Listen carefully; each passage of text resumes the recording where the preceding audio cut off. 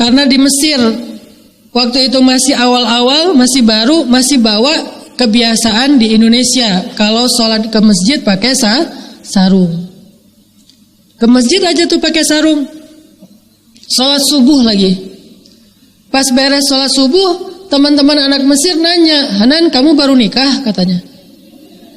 Saya bingung, kok dia nanya baru nikah? Ini nyindir, nanya, atau mau ngebully? Udah tahu saya jomblo, baru diputusin. Curhat. "Kamu baru nikah gitu?" Saya bilang, "Enggak." "Emang kenapa? Kok pakai sarung? Emangnya ada apa salahnya dengan sarung?" Saya bilang. Kata mereka di sini itu di Mesir, sarung itu adalah pakaian pengantin baru. Dan biasanya enggak dibawa keluar rumah. Jadi kalau kamu pakai sarung keluar rumah sholat subuh, kesannya enggak sempat, buru-buru gitu ya. Saya langsung astagfirullahaladzim, innalillah. Sejak itu saya kalau ke masjid di Mesir enggak pakai sarung lagi, takut disangka buru-buru. Apa pelajarannya? Ternyata itu tidak di semua tempat menjadi pakaian khasnya Muslim. Di Indonesia, ya secara kultural itu adalah pakaian khas pondok pesantren Islam. Tetapi di tempat yang lain itu pakaian umumnya orang. Seperti di India, sarungan semua. Atau di Mesir, di Arab, pakaian pengantin baru. Di Eropa mungkin apalagi kesimpulannya. Yang jelas kalau untuk cowok dia lebih general, lebih umum. Nggak ada kekhasan kecuali lebih kepada menutup aurat. Dan batasan aurat cowok itu lebih gampang daripada cewek. Kenapa? Karena cewek itu terlalu berharga. Kalau cowok kurang berharga kita mah. Ya. Cowok-cowok kenapa kok nggak ribet? Karena nggak bernilai. Mereka tuh tergeletak di jalan juga nggak ada yang mau. Cowok ya. Kalau cewek dari ujung rambut sampai ujung kaki semuanya bernilai. Terlalu keren cewek tuh. Terlalu istimewa. Makanya Allah mengistimewakan perempuan karena Allah melihat perempuan ini istimewa, penciptaannya dari ujung rambut sampai ujung kakinya semuanya keren, semuanya bernilai, semuanya bisa bikin fitnah. Arti fitnah itu bisa bikin masalah. Makanya disuruh tutup. Ternyata Islam bukan hanya terbatas dari sisi penampilan atau masuk lagi kepada ritual, tapi kita mencoba untuk menjadi muslim kafah dalam perilaku, dalam hubungan sosial kita dengan orang lain, dalam bersosial media, semuanya harus diwarnai dengan warna Islam. Sibghatullah wa man ahsanu minallahi sibghah. Jadi warna kita, celupan warna kita itu bukan cuma celupan warna ritual. Jadi yang disebut dengan Islam bukan hanya agama spiritual, sehingga kesannya hanya dalam urusan spiritual kita cari dalil, tapi dalam urusan yang lain gak pakai dalil. Dalam urusan spiritual kesannya berpahala, yang lain sia-sia. Ini terlalu parsial dalam memandang Islam, sampai akhirnya kita menganggap Islam itu cuma ibadah. Mulailah muncul polemik dan perdebatan ketika Islam bicara tentang dagang. Muncul polemik dan perdebatan gara-gara orang bicara Islam di dalam bisnis dianggap cinta dunia. Seolah-olah kalau bicara bisnis itu cinta dunia. Seolah-olah orang Islam itu nggak boleh berbisnis, nggak boleh sukses, nggak boleh kaya raya, nggak boleh jadi konglomerat. Kenapa? Karena Islam secara parsial difahami ritual saja. Jadi yang dianggap orang taat hanyalah orang yang rajin ibadah. Sedangkan orang yang rajin mencari rezeki yang halal nggak disebut orang yang taat. Kenapa? Zoom in-nya kedalaman. Akhirnya kita mengabaikan, mengcrop bagian-bagian lain yang nggak bisa dipisahkan dari keutuhan Islam. Mulai muncul lagi polemik ketika Islam bicara politik. Kesannya kalau udah bicara politik itu berarti apa? Membuat Islam itu tercemar. Soalnya politik kotor. Padahal Nabi itu berpolitik, para sahabat berpolitik. Cuman politik yang santun, bukan mencela, bukan memfitnah, bukan menyebarkan berita bohong.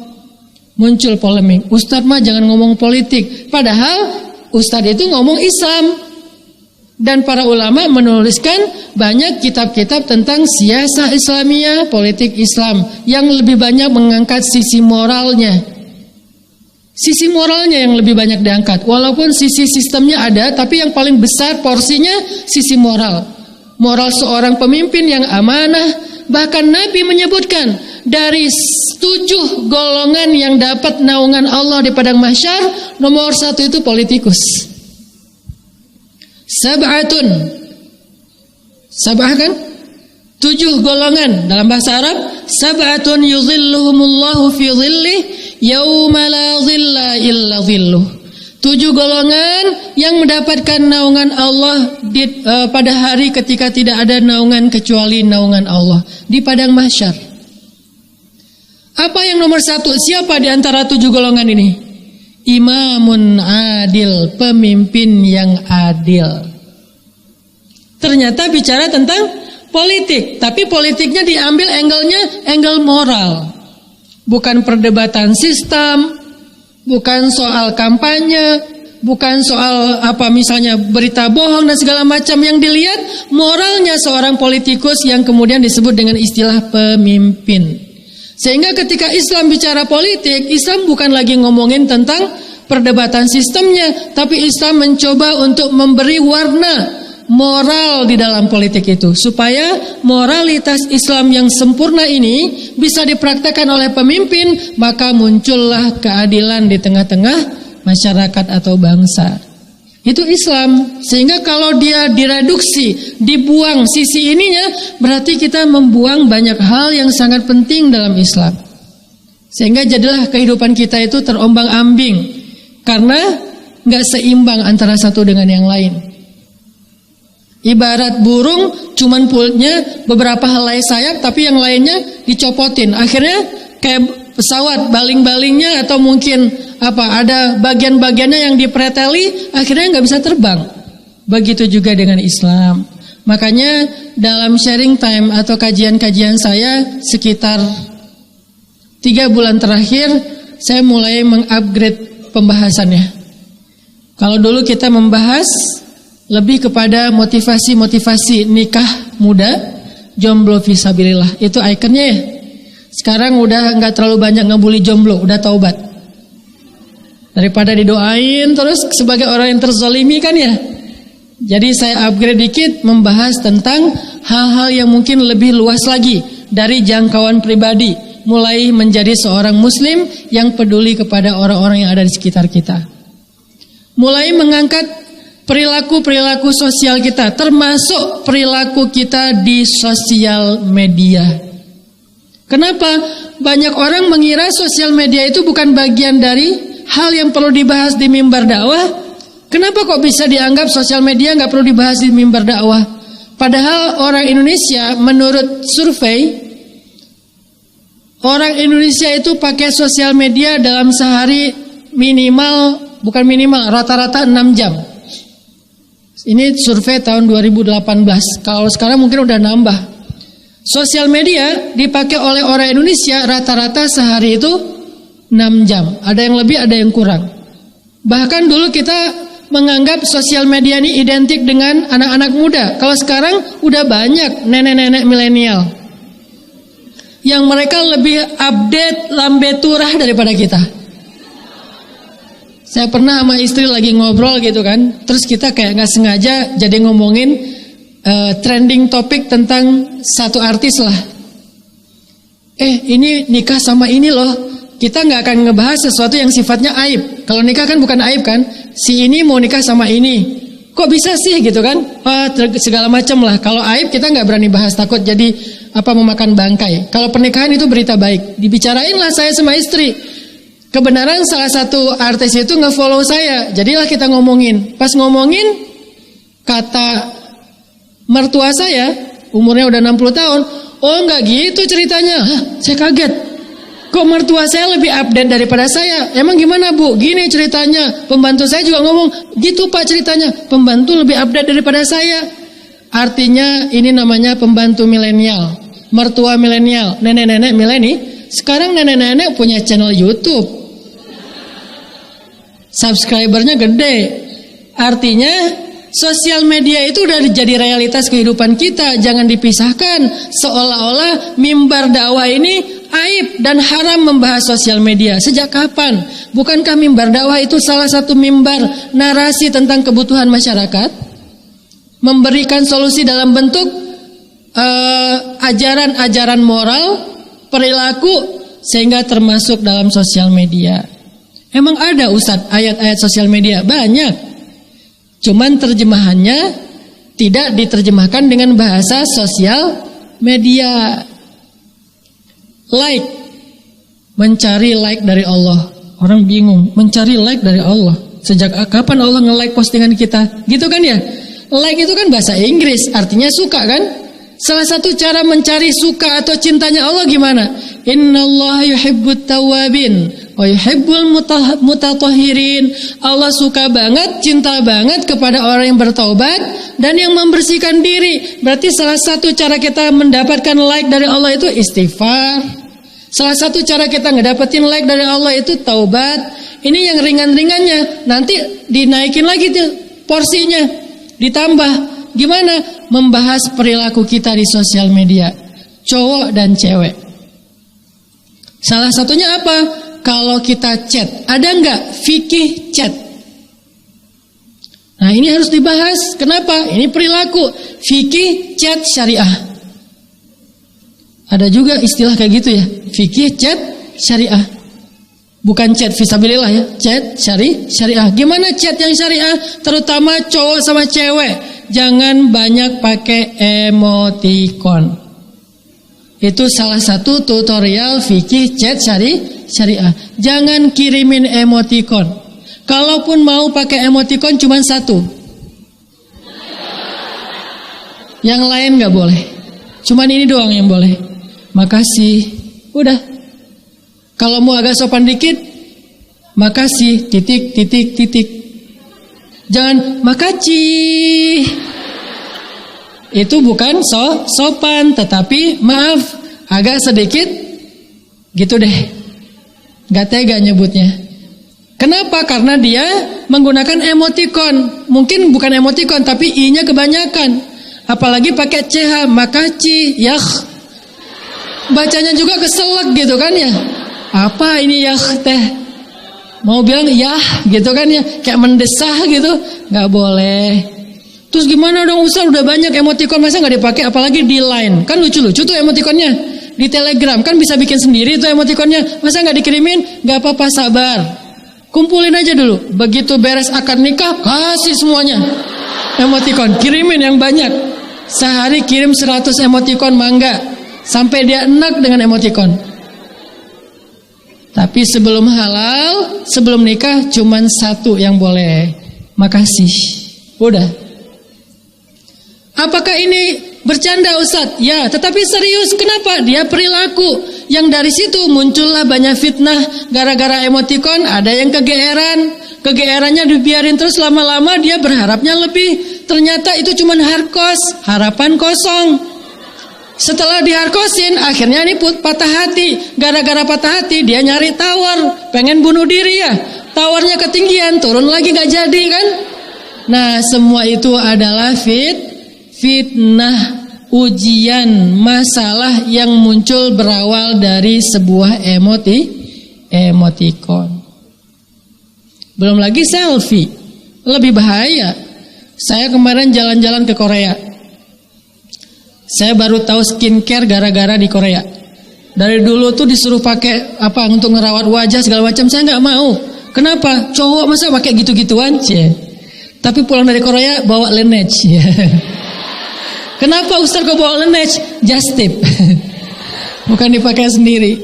Nah pas di Korea kan saya ketemu temen si Chan, mungkin teman-teman tahu lah ya. Si Chan itu artis drakornya Korea, main drama Korea namanya Sassy Girl. Dia jadi kayak pemeran apanya lah gitu, mungkin figuran lah ya, bukan pemeran utama. Tapi figuran Korea juga mungkin kalau di Indonesia itu udah jadi artis ngehit banget, saking kerennya. Itu cowok, saking beningnya, saya tuh jadi nggak berani ngelihat. Pas saya keluar dari bandara disambut sama Chan, sadhana, gitu-gitu kan cowok-cowok orang Korea kan gitu-gitu kan. Untung dia nggak gini kan, kalau gini saya langsung Gitu-gitu. Sedanan gitu saya. Astagfirullahaladzim. Terlalu mulus, terlalu bening. Jadi kita ngelihat dia tuh kayak, aduh kayak cewek, saking gantengnya jadi kita bilangnya cantik. Itu tuh terlalu bening, terlalu mulus. Udah, jalanlah kita main seru-seruan. Udah beres malamnya sampai di sebuah daerah anak muda banget di Korea namanya Hongdae Street. Masuk ke daerah Hongdae Street, kita kayak nonton street dancer tapi yang cowoknya bukan yang ceweknya. Udah gitu kita duduk sebentar. Aku bilang ke si Chan, yuk kita selfie bareng. Dari seharian kita jalan gak ada selfie-selfienya. Oh iya ya Ustadz, pakai kamera saya aja. Saya pikir kamera dia karena lebih bagus kali ya. Enggak, sama aja sih, biasa kan sama-sama pakai yang produk Korea gitu. Gak usah disebut karena gak di-endorse. Keluar nih kamera dia nih. Saya pikir dia mau selfie doang. Ternyata entar saya nyalain lampu dulu. Saya pikir lampunya flashlight kan. Enggak, lampunya tuh sekeliling kamera dipasang lampu. Jadi itu Korea gitu banget coba. Di sini tuh dipasangin lampu nih. Jadi nyalain gini. Saya bilang, Chan, kamu tuh udah bening, udah glowing kayak gini, ngapain lagi pakai lampu? Gelap kata dia. Apanya yang gelap? Kamu? Oh saya. Saya pikir dia yang gelap, ternyata saya. Dasar pelecehan, saya bilang. Yaudah ya foto aja. Saya bilang kalau itu mah gampang, tinggal diedit. Nanti editnya bagian saya doang, biar kelihatannya natural gitu kan. Baru posting. Intinya ternyata selfie juga harus pakai fikih. Karena Islam itu mencakup semua aspek kehidupan kita. Dari yang paling besar sampai yang detail-detail hal-hal sepele loh. Gimana yang hal yang sepele? Kata Nabi, la tahqiranna minal ma'rufi syai'a. Janganlah kalian meremehkan kebaikan apapun. Gak boleh diremehkan. Bab selfie dibahas kayak gak penting banget. Penting dalam Islam. La tahqiranna minal ma'ruf syai'a. Janganlah kalian meremehkan kebaikan apapun. Walaupun itu bahasa Arab. Walau jadi walaupun. Walau antalqa akhaka biwajhin taliq. Walaupun sekedar bertemu dengan temanmu dalam keadaan wajahmu berseri-seri. Itu aja dibahas dalam Islam. Sehingga dalam Islam senyum itu adalah sedekah. Kenapa kok senyum diibaratkan sedekah? Karena senyum itu membahagiakan hati orang lain. Sama seperti kita ngasih harta, pinjaman, duit, segala macam. Itu kan membahagiakan hati orang.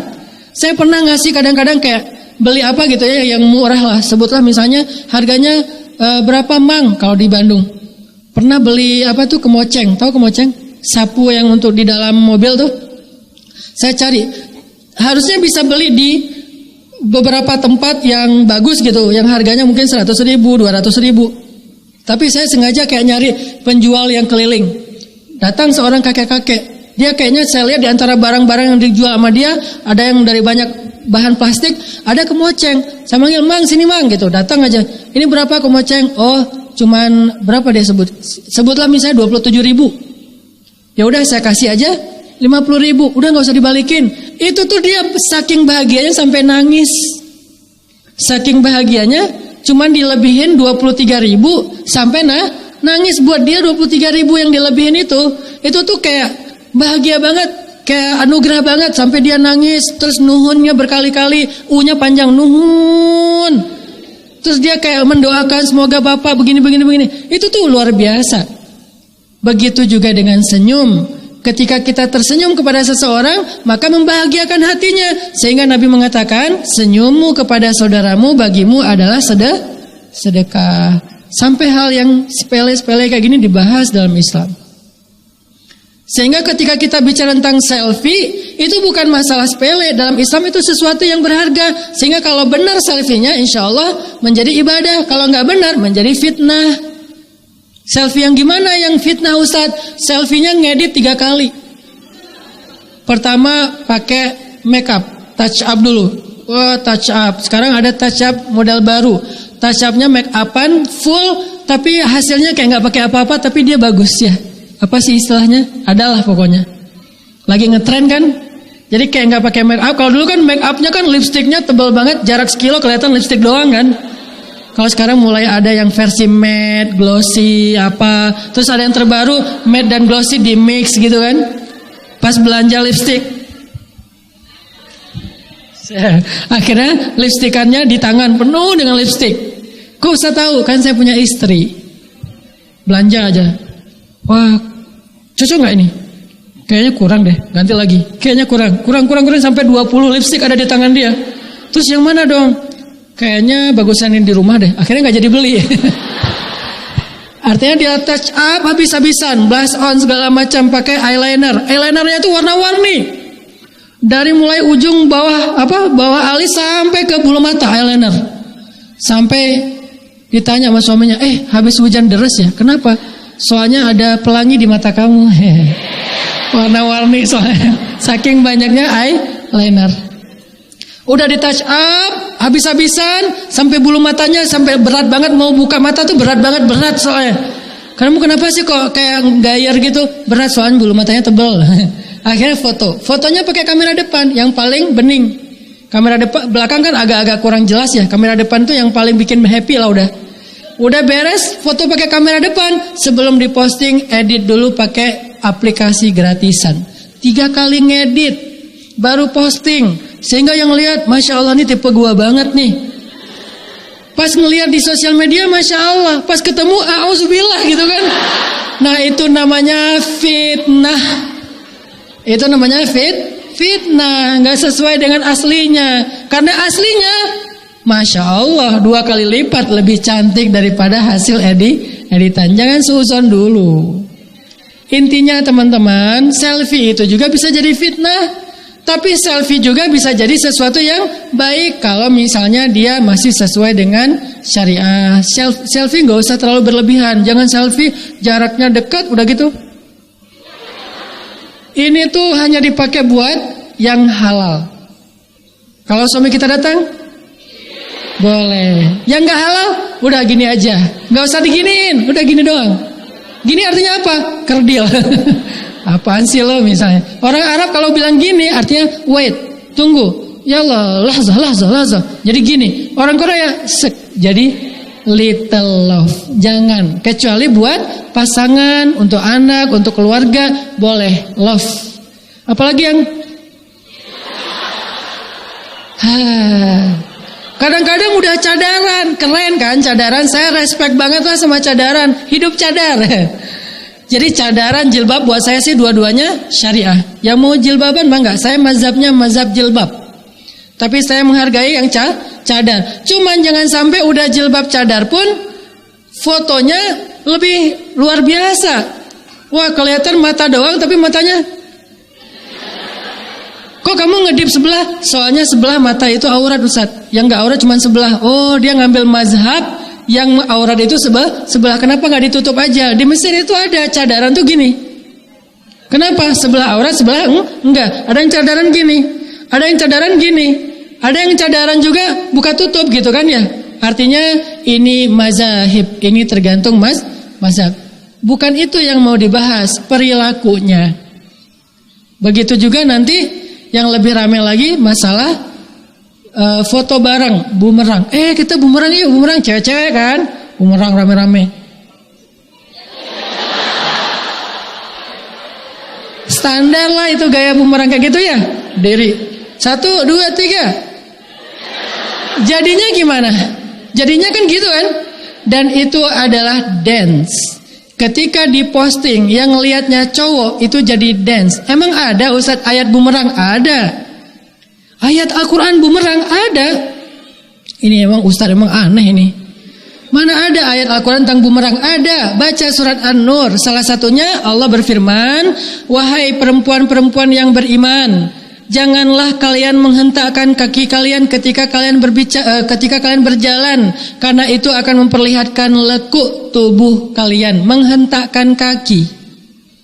Karena itu jadi kayak dance. Ayat itu emang gak menyebutkan istilah bumerang. Karena Al-Quran dia harus relevan dengan setiap zaman sampai hari kiamat.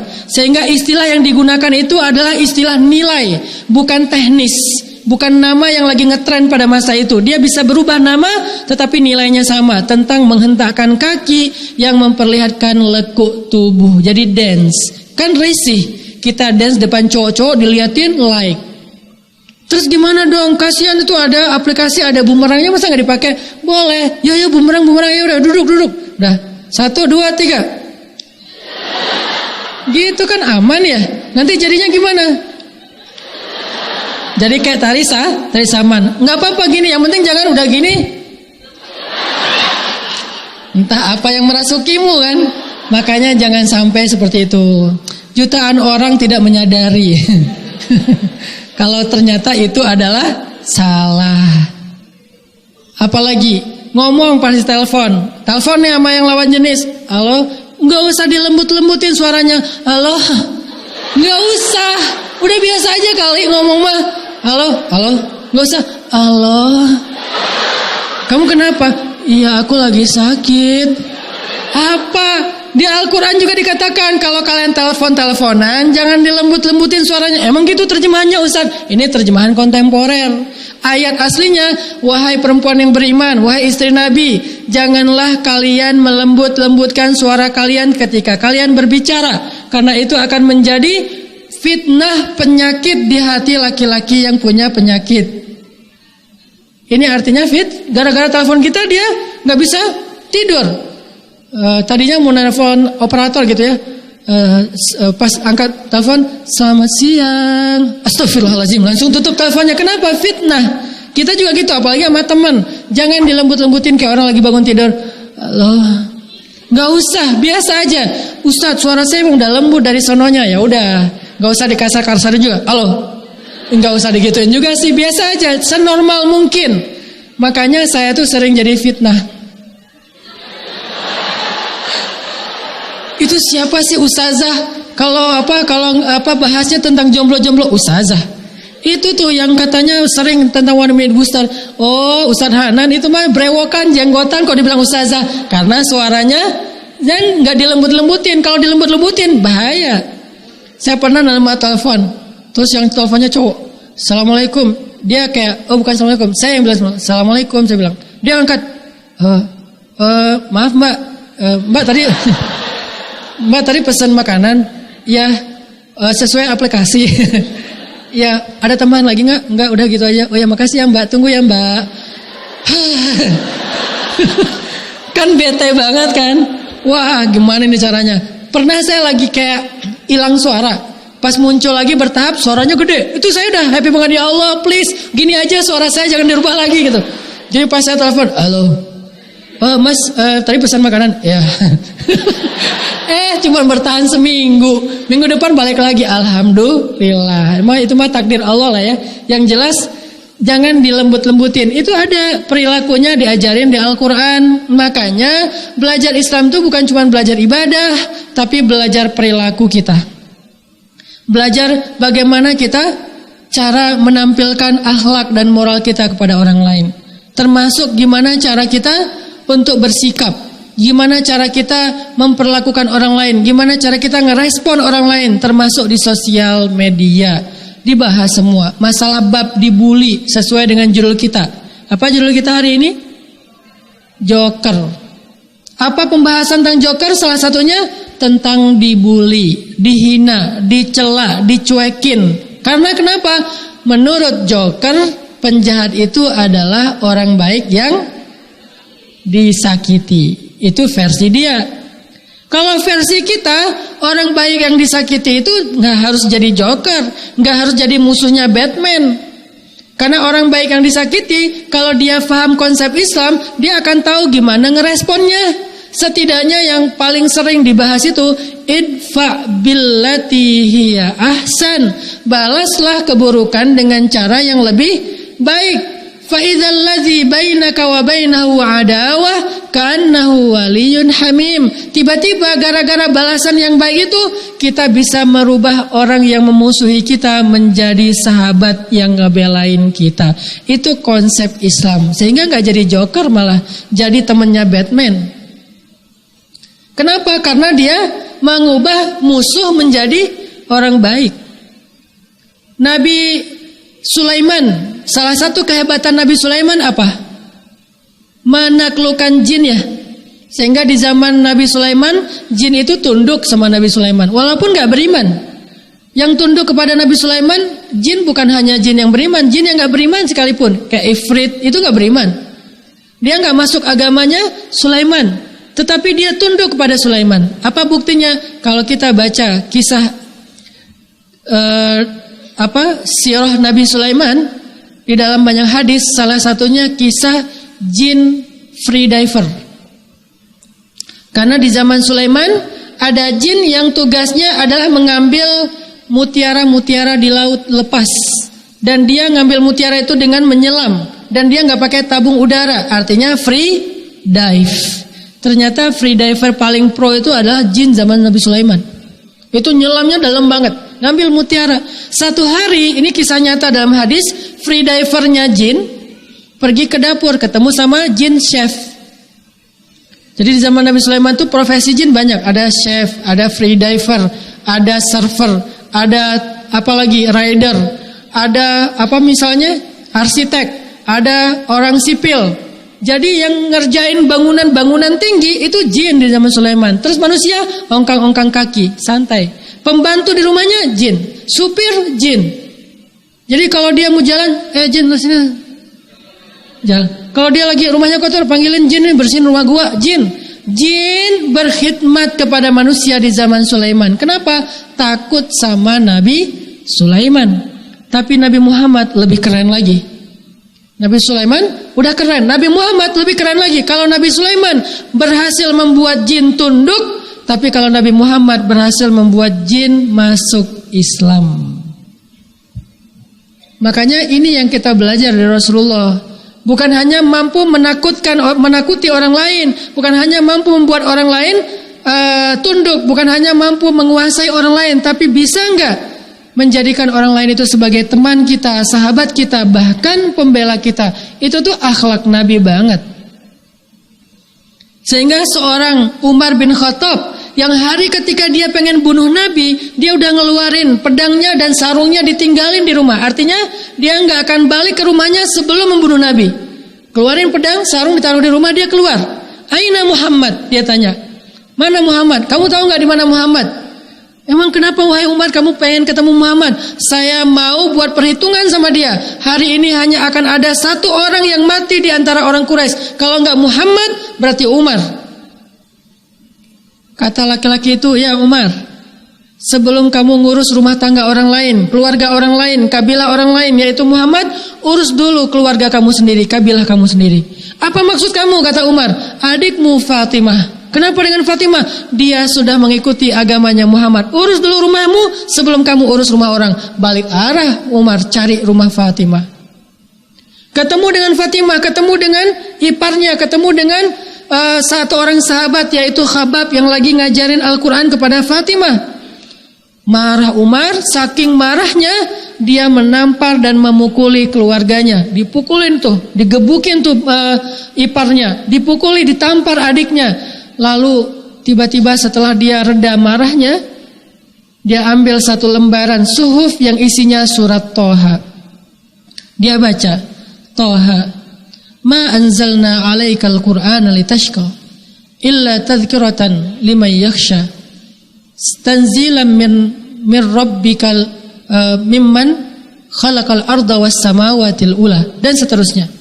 Tentang pembukaan surat Toha. Ketika Umar membaca surat Toha, alhamdulillah berangsur-angsur emosi Umar itu mulai reda. Kemudian dia datang kepada Nabi, melihat wajah Nabi langsung berubah drastis dari benci menjadi cinta. Itu tuh Nabi banget. Bisa membuat orang yang benci sama kita jatuh cinta kepada kita. Itu tuh akhlak Nabi banget. Itu lebih dahsyat daripada siapapun. Makanya yang kita bahas tentang Joker itu bukan sekedar masalah film. Saya nggak nonton filmnya. Terus Joker ini tentang apa? Tentang konsep Islam dalam masalah moral. Terutama konflik antara kita dengan geng kita. Konflik antara kita dengan orang lain. Konflik antara kita di sosial media dengan haters. Gimana menanggapinya? Karena kita udah capek ribut dan debat terus di sosial media. Nggak ada baiknya untuk bangsa Indonesia. Kalau bangsa Indonesia, anak mudanya berdebat terus antara satu dengan yang lain. Tapi kita didebat duluan Ustadz, kita dicela duluan. Makanya Islam mengajarkan kita idfa billati hiya ahsan. Balas keburukan dengan kebaikan. Gak sanggup Ustadz, ada solusi kedua. Solusi keduanya apa? Falyakul khairan aw liyasmut. Kalau nggak bisa ngomong yang baik, ya udah diam aja, jangan di replay. Itu pilihannya. Kalau kita baik, maka balas dengan kebaikan. Nggak sanggup, minimal jangan jadi jahat, diam aja deh. Itu ajaran Islam. Dan itu jangan hanya dipakai dalam kehidupan kita dengan langsung dengan orangnya. Karena kita sekarang justru banyak konfliknya di sosmed. Sosmed kita itu luar biasa. Hiruk pikuknya itu rame banget, nyaring banget, bising banget sosmed kita. Kita punya sekian followers, mungkin setengahnya haters.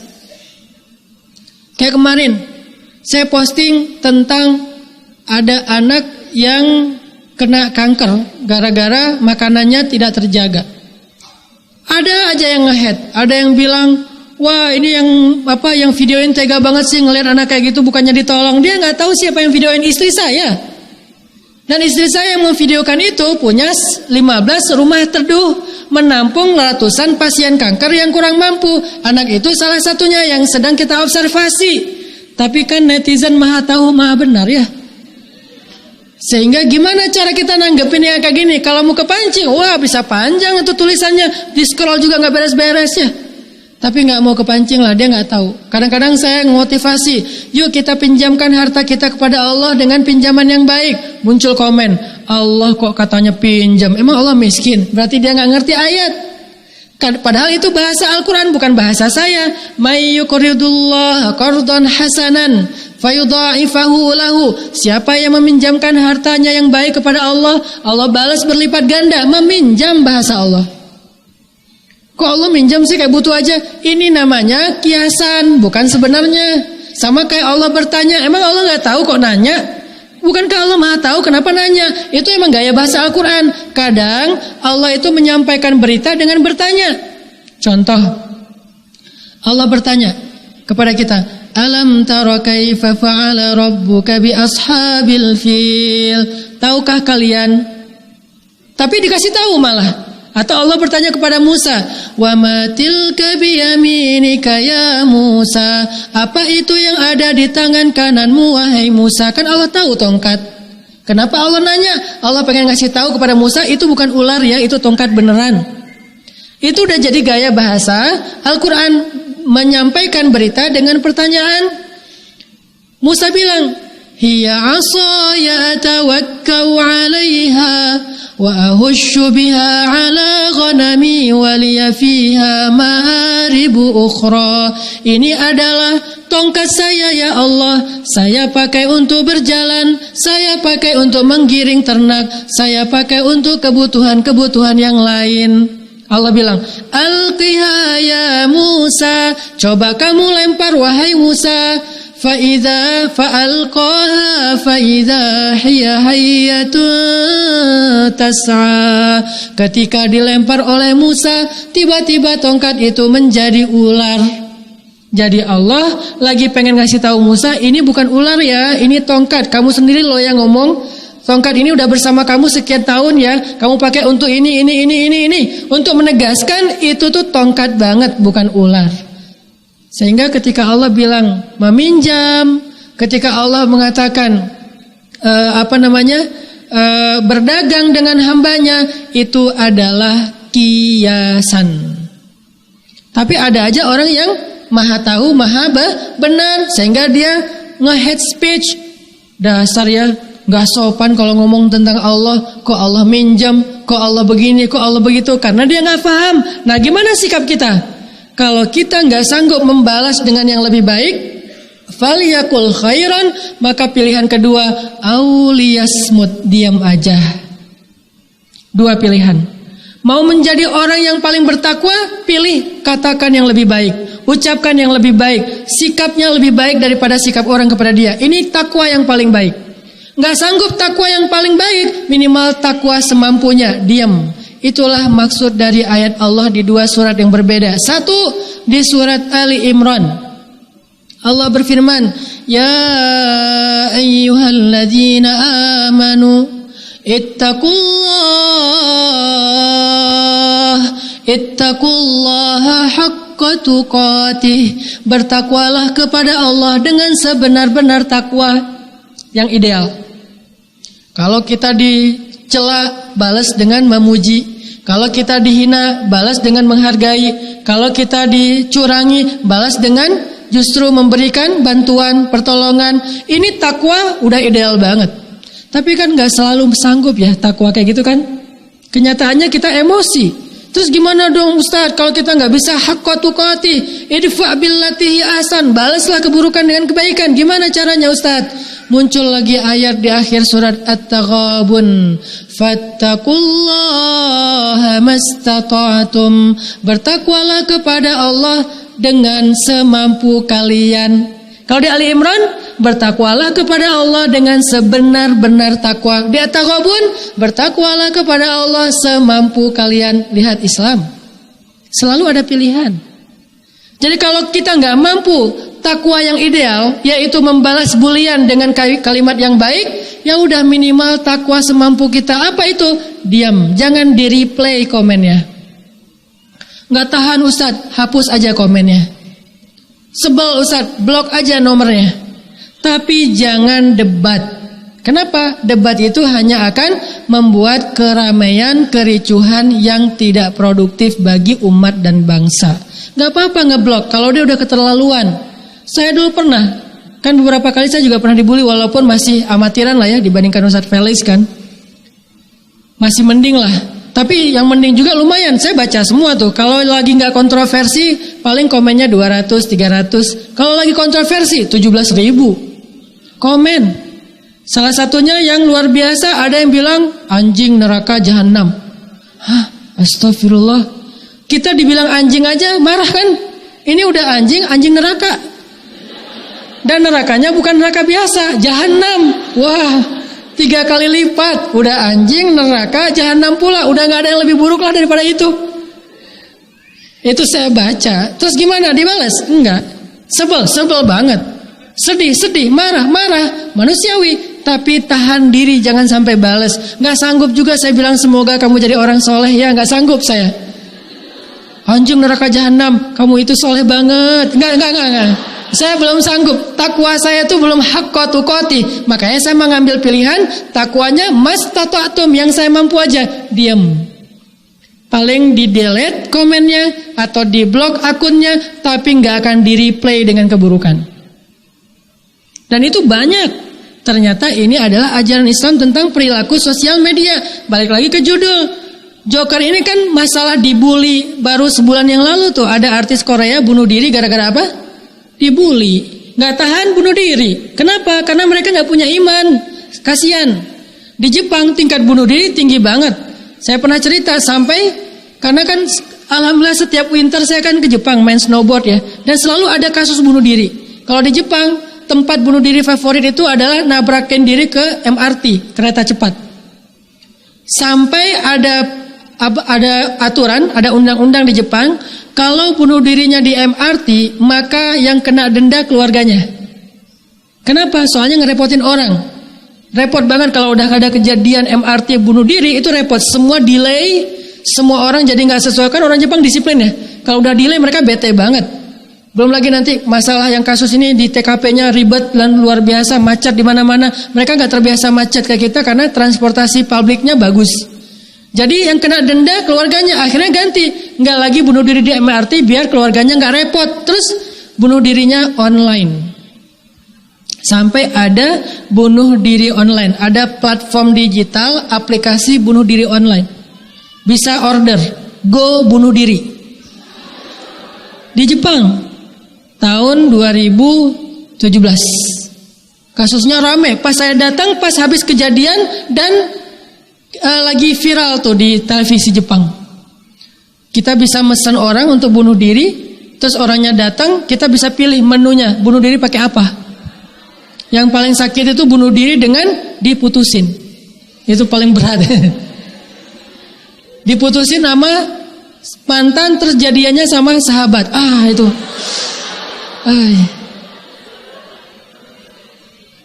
Terus akun kita diblok, nggak bisa kepo. Siapa tahu dia udah nggak bahagia, saya mau nyamber gitu kan ya. Begitu muncul desas-desus dia nggak bahagia, mulai postingannya sedih-sedih. Sabar ya, laki-laki emang kayak gitu sih. Mulai caper-caperan lagi, nggak ada. Ternyata dia punya Bunuh diri itu bagi orang Jepang tuh udah kayak jadi pilihan yang paling sering dipakai. Bete dikit bunuh diri. Gue hari ini gak enak badan, terus bunuh diri Orang, gue bete banget nih hari ini, terus bunuh diri. Gue ilfil banget sama dia, terus bunuh diri. Bunuh diri itu gampang banget. Di Korea tempat favorit bunuh diri di Seoul itu adalah jembatan ya, yang terkenal itu. Sampai pemerintah Seoul bikin kebijakan buat telepon umum gratis di setiap berapa meter di jembatan. Saya ngeliat, tanya ke guide, itu kenapa si Chan, itu kenapa kok banyak telepon umum di tengah jembatan? Emang ada orang yang mau telepon di tengah jembatan? Itu untuk mengurangi kasus bunuh diri. Gimana ceritanya?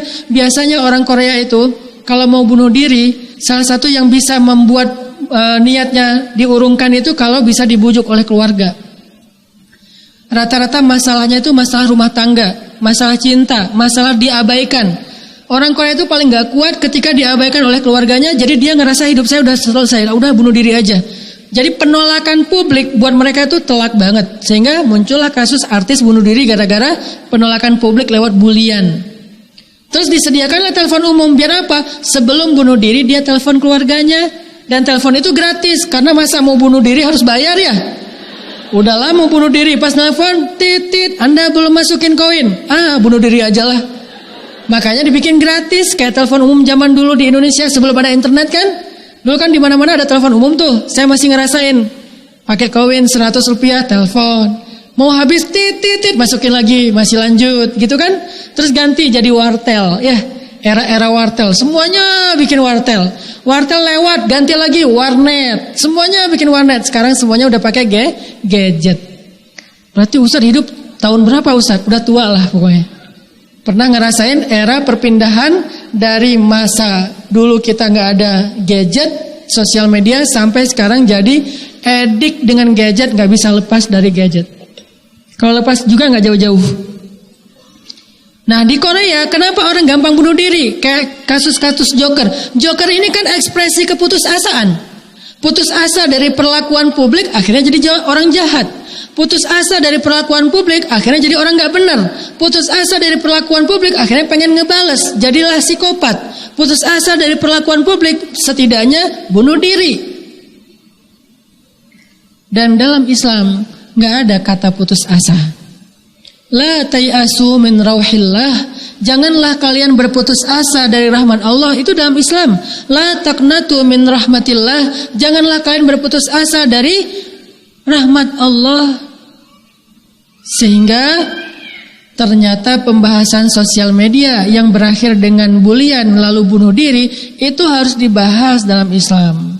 Bukan hanya ngebahas bab ibadah. Makanya segmentasi dakwah saya itu anak muda. Dan saya mencoba untuk ngulik masalah anak muda apa sih. Itu aja yang dibahas. Dulu sebelum ada pemuda hijrah, dakwah saya di masjid-masjid, segmennya bapak-bapak, kakek-kakek. Materi favoritnya sakaratul maut. Hari ini kita membahas ciri-ciri husnul khotimah. Weh, semangat itu. Minggu depan jihad, pengajian hari Ahad gitu kan ya, habis subuh membahas ciri-ciri su'ul khotimah, yang datang cuma 2 orang. Kemarin husnul khotimah banyak, yang su'ul khotimah gak ada yang berani datang, takut. Di antaranya ada yang meninggalnya sakaratnya lama, berminggu-minggu, gak beres-beres. Ada seseorang yang zalim banget, dikenal sebagai preman pasar, itu meninggalnya tuh loncat-loncat di dalam kamarnya, kayak banting-banting diri, terus ngejedok-jedokin kepala ke dinding, saking sakitnya. Macam-macam lah, tetapi kita wajib berhusnuzon. Artinya setelah berubah segmentasi menjadi segmen anak muda, maka saya mencoba untuk mendalami masalah anak muda itu apa. Ternyata salah satu realitas penting dalam kehidupan anak muda adalah sosial media. Muncullah Joker untuk ngebahas perilaku kita, sikap kita terhadap perilaku sosmed, perilaku netizen. Itu memang menyakitkan teman-teman. Pernah gak ngerasa gak betah di grup WhatsApp? Pengen live group tapi takut dibilang baper. Bertahan di grup gak kuat. Kadang-kadang kita bete sama isi grupnya. Kenapa? Kadang-kadang kita ngerasa kayak dicuekin. Tadinya mereka chat rame, saling respon. Begitu kita nimbrung, diem. Kenapa ya giliran saya ikut ngobrol pada diam? Ya udahlah, mungkin mereka pada sibuk. Oke sekali. 2 kali, 3 kali. Setiap kita angkat satu topik, diam. Ganti topik, rame lagi. Topik kita, diamin lagi. Topik yang lain, rame lagi. Wah, kayaknya mereka dengki banget sama gua nih. Soalnya cuma gua doang yang sukses. Ya, gaya mulai muncul sombong. Ya udah, gua nggak betah lagi nih di grup nih. Grup apa? Bisa grup geng SMA, bisa geng SMP, bisa geng SD, bisa geng TK, bisa geng satu bidan pas lahir bikin grup. Kan gampang banget bikin grup. Tapi itu semuanya adalah perilaku kita. Sabar gak kita ngadepin yang kayak gitu? Dan apa untungnya sih jadi objek bulian? Apa untungnya kalau kita sabar ketika kita dicela, dihina, dibully di sosial media, di hate speech? Apa untungnya buat kita? Untung apa rugi sih sebetulnya buat kita? Kalau ngelihatnya dari angle agama, angle akhlak Nabi, sebetulnya itu untung banget. Kenapa untung banget? Dosa-dosa kita diambil sama mereka satu persatu.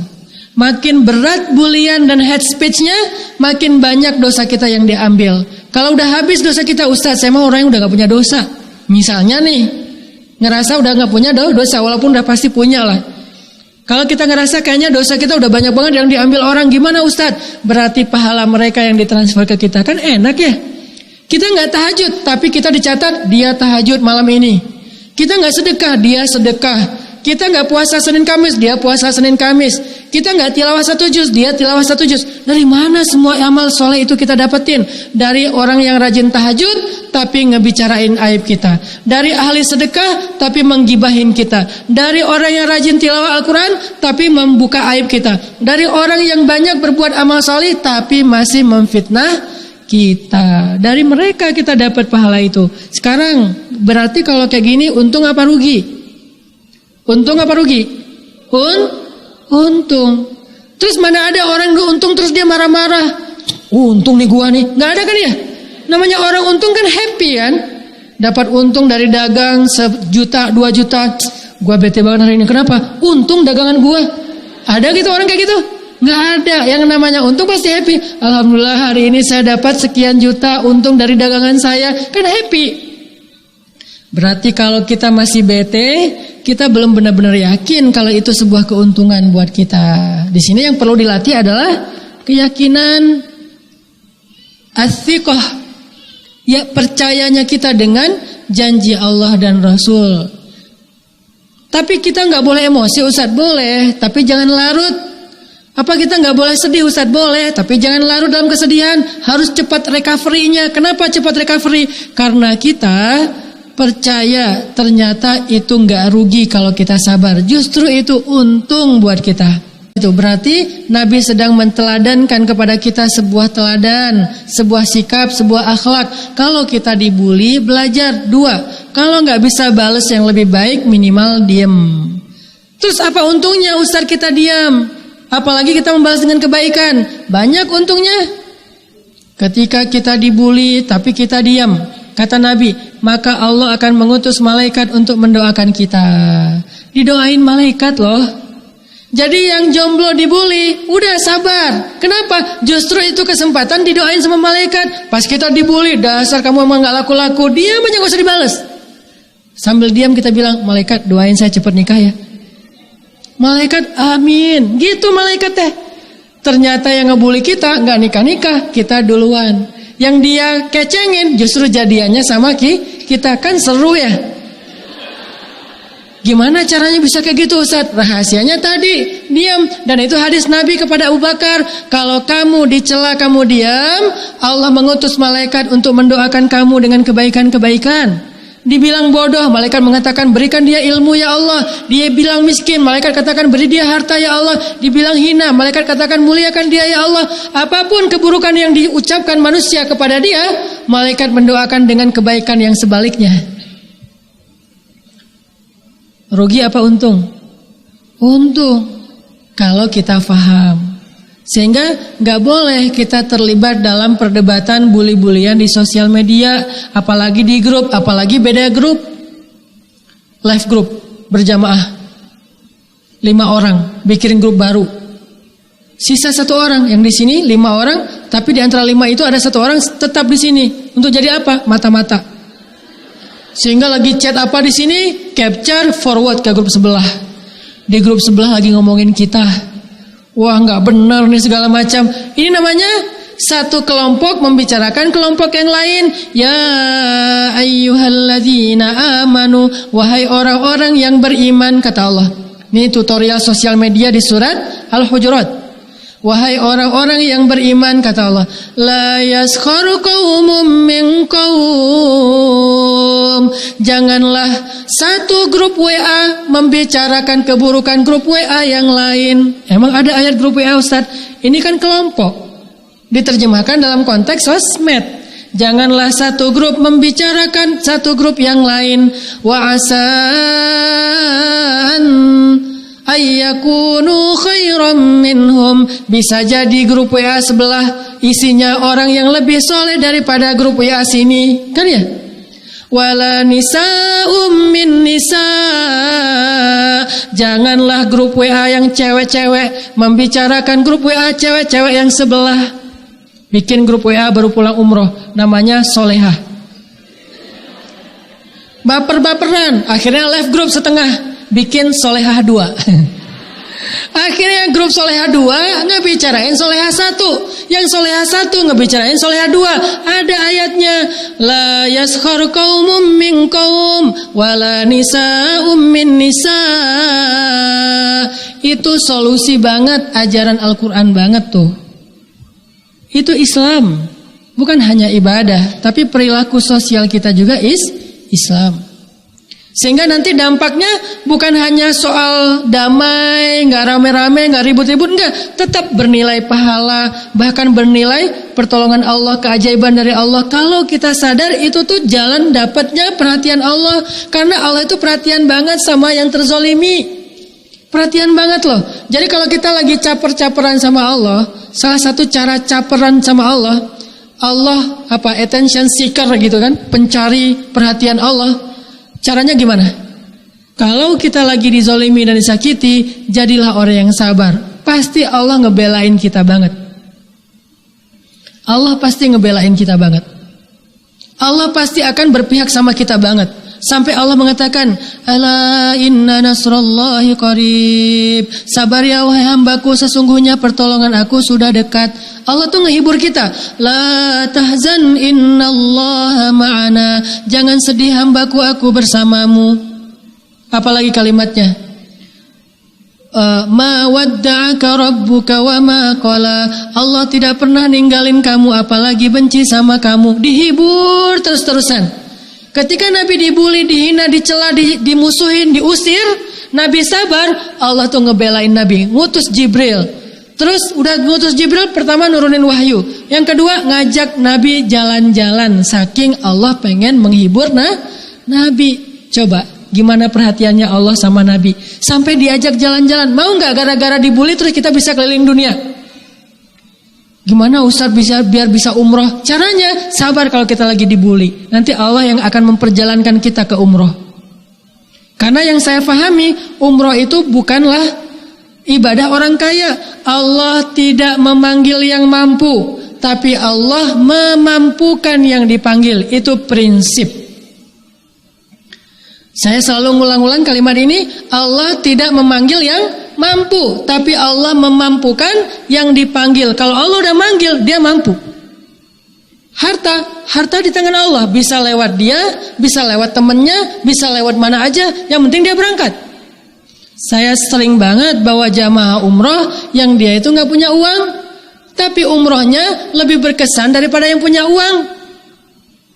Berangkatnya nangis-nangis, pulangnya nangis-nangis, di Mekah nangis-nangis. Di antara satu jamaah, dia yang paling sering cium Hajar Aswad, dia yang paling sering masuk ke Hijir, dia yang paling lama berada di Raudhah. Padahal berangkatnya gak punya uang. Kenapa? Allah panggil dia, sehingga Allah kasih dia kemudahan. Yang lain paling-paling cium Hajar Aswad sekali, itu pun wah berdarah-darah. Saya pernah ngeliat ibu-ibu cium Hajar Aswad. Karena saya agak malas kalau berdesak-desakan, takut sikut-sikutan atau disikut orang kan ya. Nah, pas saya lagi di depan multazam lagi doa gitu, ibu-ibu cium Hajar Aswad, maksain masuk. Pas keluar, Allahu Akbar, alhamdulillah ya Allah. Tapi jilbabnya udah gak ada. Karena jilbabnya ketinggalan kan, itu tarik-tarikan. Lama-lama orang-orang bilang astagfirullah. Ya panggilannya haja. Alhamdulillah haja. Ada orang Indonesia, bu jilbabnya nggak ada. Innalillah langsung. Saking susahnya untuk ke Hajar Aswad. Tapi ada jamaah orang tua, orang kampung yang kelihatannya polos banget, kayak serba bingung, lihat apa aja bingung, lihat hotel tuh bingung loh. Masuk kamar mandi nggak bisa nyalain air hangat, akhirnya kepanasan, aduh ya. Atau masuk kamar mandi, maaf nggak bisa tekan flash, akhirnya dia keluar aja belum dibersihin, saking bingungnya. Terus masuk ke kamar nggak bisa pakai kartu, kan ditempelin di pintu tuh, dia nggak bisa pakai kartu-kartu kayak gitu. Yang dia tahu pakai kunci aja udah. Ini mana kuncinya? Dia lihat, dia bawa kartu sih, dia kira itu kartu kamar doang bukan kunci. Dia bingung, lama-lama duduk depan kamar sampai nunggu teman sekamarnya datang. Pak kenapa? Nggak bisa buka pintu. Gitu ngomongnya pelan, pakai bahasa Sunda orang kampung banget. Tapi orang yang polos ini, yang tua ini, yang bingungan ini, yang gak berwawasan tinggi, yang orang miskin ini, cium Hajar Aswadnya sehari 2 kali, memecahkan rekor jamaah yang lain. Kenapa? Allah panggil dia, makanya Allah mudahin dia. Masuk ke Raudhah, tahajudnya 11 rakaat dengan witir beres. Yang lain baru juga 1 rakaat udah disenggol-senggol. Haji.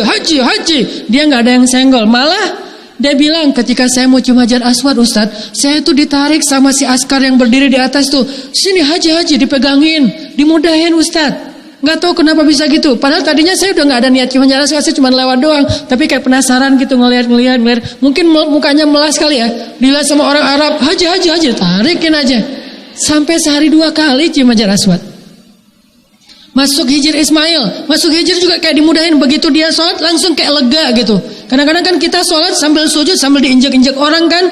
Kadang-kadang nyangkut di antara orang lain, nyangkut di ketiaknya lah, apa segala macam. Ada yang mau pingsan.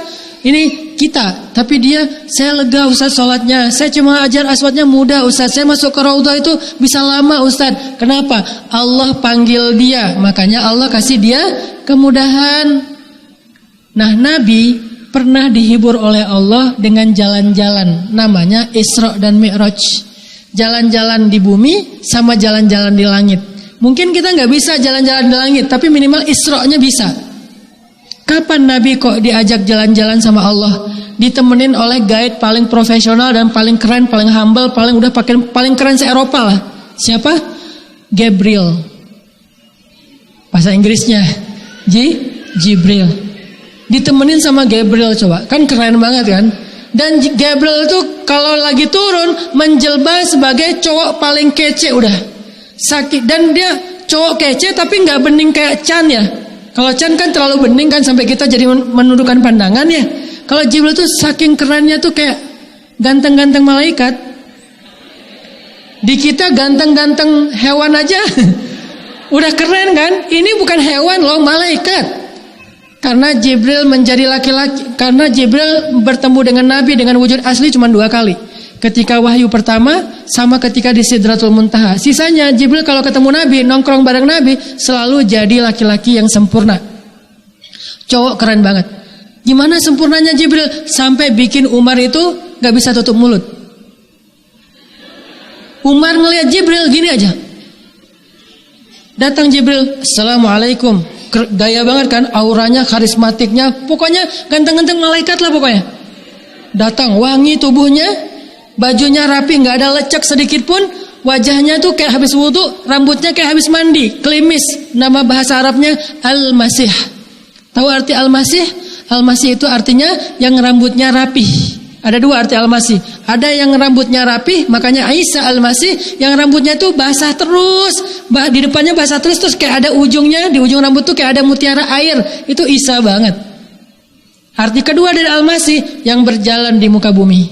Ada 2 manusia Al-Masih, 1 Isa, 2 Dajjal. Tapi beda arti. Isa Al-Masih berjalan di muka bumi membawa kebaikan. Dajjal Al-Masih berjalan di muka bumi membawa keburukan. Tapi dua-duanya Al-Masih. Wa a'udzubika min syarri fitnatil Masih Dajjal. Jibril datang, rambutnya sepundak, ikal, rapih kayak pakai gel. Janggutnya rapih. Wajahnya, auranya luar biasa, glowing. Gak tahu pakai skincare-nya apa tuh. Kalau ada langsung tuh ya luar biasa. Skincare judulnya Jibril. Ganteng-ganteng malaikat. Duduk nih Jibril, menautkan lututnya dengan lutut Nabi. Duduk dekat banget sampai bertaut lutut mereka berdua. Ini nih temen Nabi banget nih, gengnya Nabi banget, Jibril. Nabi kalau nongkrong, bareng tongkrongan beliau itu adalah Jibril. Jibril nongkrong yuk. Di mana nongkrongnya Nabi? Tempat nongkrong favorit Nabi dan Jibril adalah antara mimbar dan mihrab Nabi yang kita kenal dengan nama Raudhah. Itulah tempat favorit nongkrongnya Jibril sama Nabi. Makanya saya bawa putra-putra saya, Ayyash, Yahya Ayyash sama Ertugrul. Kemarin pas umroh, kalian harus nongkrong di tempat nongkrongnya Nabi, di tempat nongkrongnya Hasan dan Husain, di tempat nongkrongnya Ali bin Abi Thalib, nongkrong di antara mimbar dan mihrab Nabi. Karena kalau bawa anak kecil itu nggak harus ngantri. Bapak-bapak kalau bawa anak kecil nggak harus ngantri, dia pakai jalur khusus, langsung di depan di mihrab.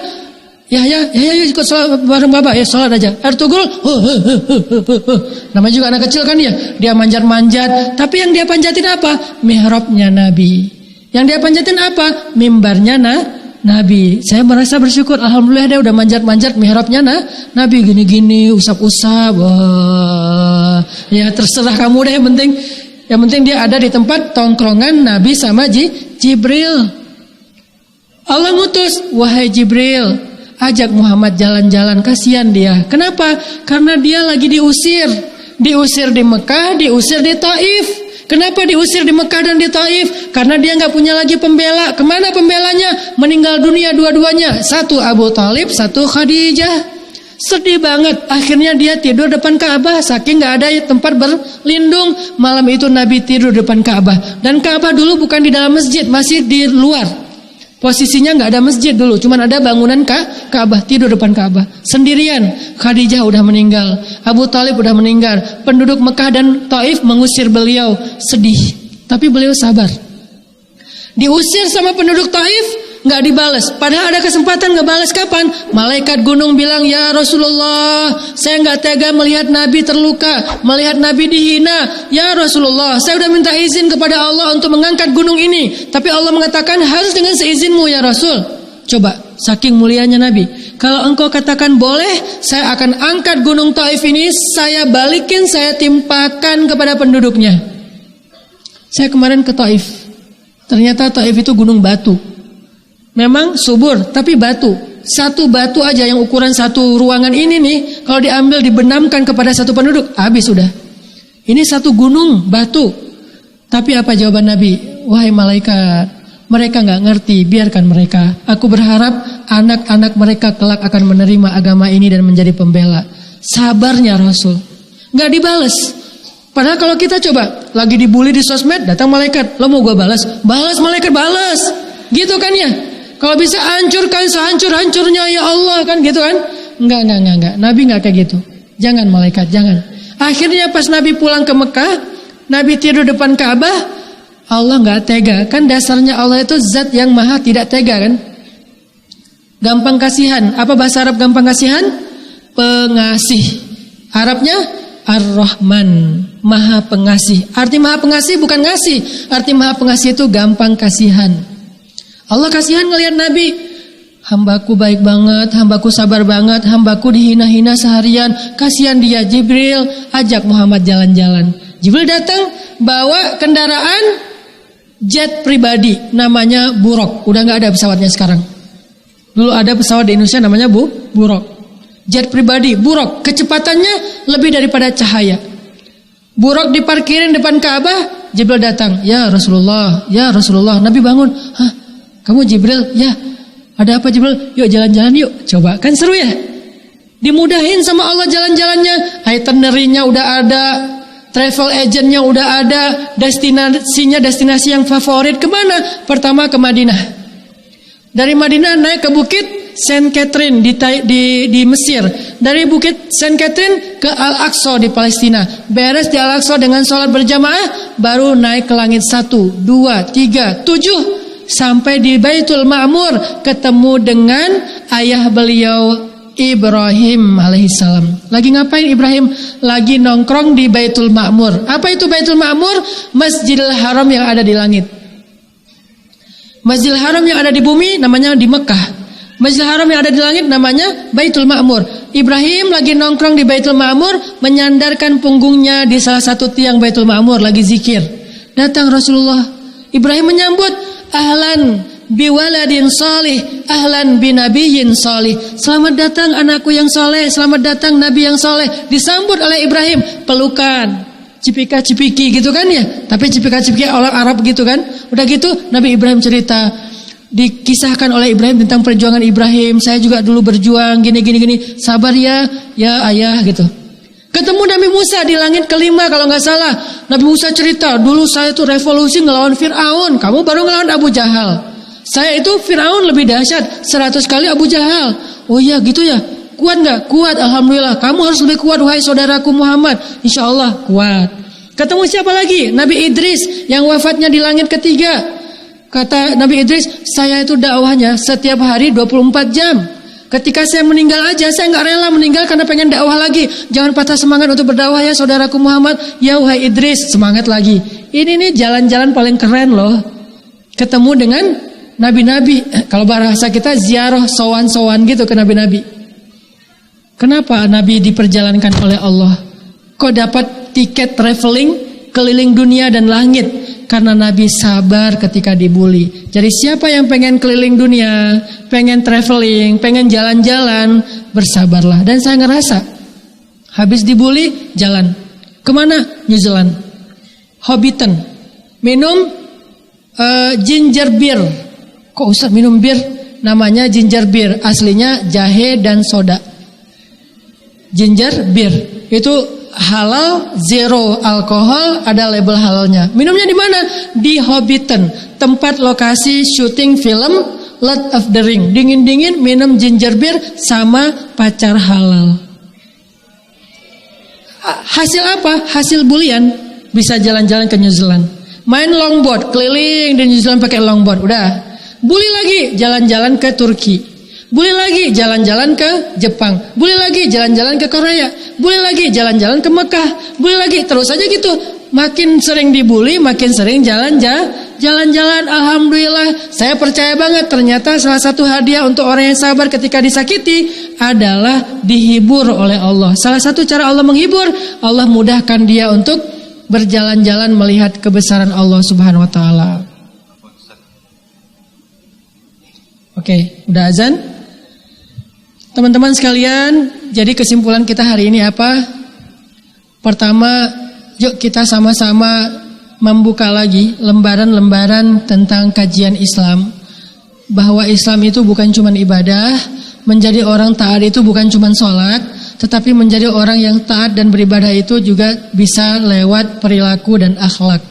Terutama perilaku sosial kita, dan terutama lagi di sosial media. Yang kedua, ternyata dalam Islam sosial media itu udah ada guidance-nya. Al-Quran itu bisa menjadi guidance kita cara bersosial media yang baik. Jadi dia bukan hanya ayat yang dibaca untuk dapat pahala, tapi dia guidance, hudal lil muttaqin, petunjuk bagi orang yang bertakwa. Yang ketiga, cobalah kita belajar dari sikap-sikap Nabi ketika beliau dihina, dicela, dibully, disakiti, difitnah. Ternyata diamnya Nabi, sabarnya Nabi menjadi kebaikan dan keuntungan yang luar biasa. Kalau kita pengen untung yang sama, kebaikan yang sama, kemudahan yang sama, maka ambillah sikap yang sama. Gak mungkin kita dapat untung yang sama tapi sikapnya beda. Apa sikap Nabi? Sabar. Ekspresi sabarnya diam. Ekspresi sabarnya membalas keburukan dengan kebaikan. Ekspresi sabarnya doa. Mudah-mudahan dengan mengambil sikap yang sama dengan Nabi saat kita disakiti orang lain, kita akan dapat kebaikan yang sama dengan Nabi dalam kehidupan dan masalah kita insyaallah.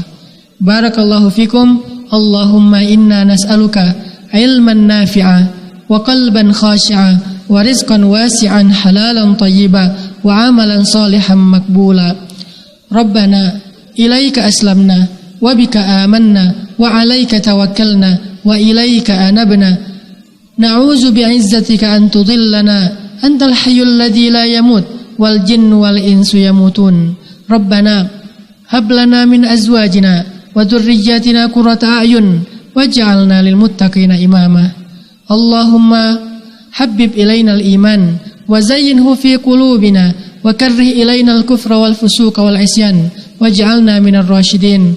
Rabbana atina fid dunya hasanah wa fil akhirati hasanah wa qina adzabannar. Subhanakallahumma wa bihamdika asyhadu an la ilaha illa anta astaghfiruka wa atubu ilaik. Billahi taufiq wal hidayah. Wassalamualaikum warahmatullahi wabarakatuh.